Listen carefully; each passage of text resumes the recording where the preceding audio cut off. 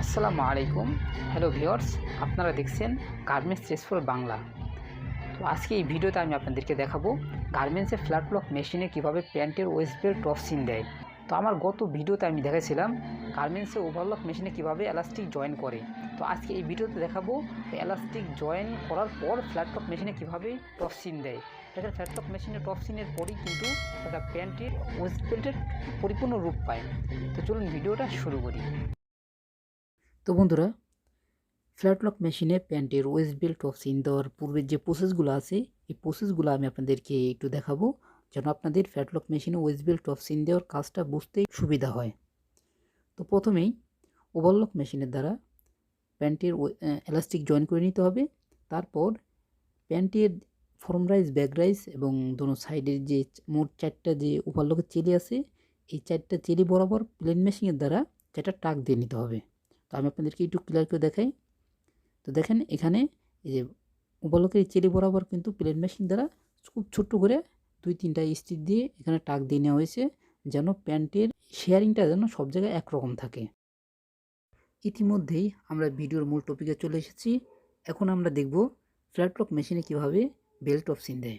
প্যান্টের belt Topsin দেওয়ার জন্য প্রথমে বইটাকে টপ সাইড করে ভাঁজ করে নিয়ে যে ব্যাক পার্টে যে ব্যাক রাইজ আছে এই ব্যাক রাইজ যে চেলির থেকে টপসিনটা শুরু করতে হবে। তো এখানে যে এলাস্টিকটা এভাবে উপরে নিচে টপ সাইডে ফেব্রিক থাকবে এবং এলাস্টিক যেন বডির ভিতরে থাকে।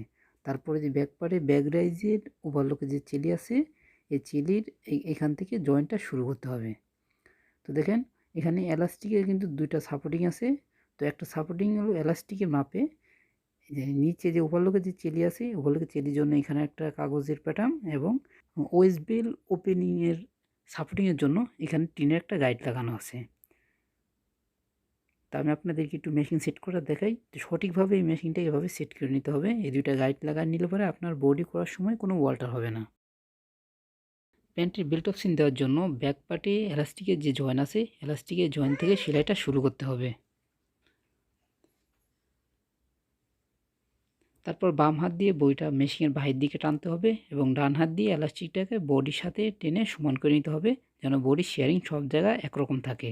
তারপরে প্লেন মেশিনের প্রত্যেকটা টাকের এখানে ফলো করতে হবে যেন কুচি না পড়ে। তারপর প্রথম যে সেলাইটা ছিল এই সেলাইয়ের সাথে লাস্টের মতো সেলাইটা জয়েন্টটা 100% মেলাই নিতে হবে। এভাবে আপনার প্রত্যেকটা পয়েন্ট খেয়াল করে কিন্তু বেল্ট টপসিনের কাজের কোয়ালিটি এবং প্রোডাকশন আপনারা ঠিক রাখতে পারেন। আপনার সুবিধাতে আমি আরেকটি বডি করে দেখাই। তো এখানে ব্যাকপার্ট থেকে সেলাইটা শুরু করতে হবে। বাম হাতটা মেশিনের বাইরের দিকে টানবেন এবং ডান হাত দিয়ে এলাস্টিকটাকে টেনে বডি সমান করে নিতে হবে, যেহেতু বডির থেকে এলাস্টিকটা ছোটো। তো এভাবে করলে পরে বডির শেয়ারিং সব জায়গায় একরকম থাকবে। এখানে এই প্রথম জয়েন্টটার সাথে লাস্টের সেলাই জয়েন্টটা মিলাই নিতে হবে। তো ভিডিওটা যদি কারো ভালো লেগে থাকে অবশ্যই ভিডিওতে একটা লাইক করবেন এবং ভিডিওর সময় কোনো জিজ্ঞাসা থাকলে অবশ্যই নিচে কমেন্ট বক্সে আপনারা কমেন্ট করবেন এবং যারা এখনও চ্যানেলটাকে সাবস্ক্রাইব করে রাখেন নাই অবশ্যই চ্যানেলটাকে সাবস্ক্রাইব করে রাখবেন, কারণ আমার প্রত্যেকটা ভিডিওতে আমি আপনাদেরকে গার্মেন্টস কাজ শিখে থাকি। তো আজকে এখানে শেষ হচ্ছে, দেখা হচ্ছে নেক্সট ভিডিওতে।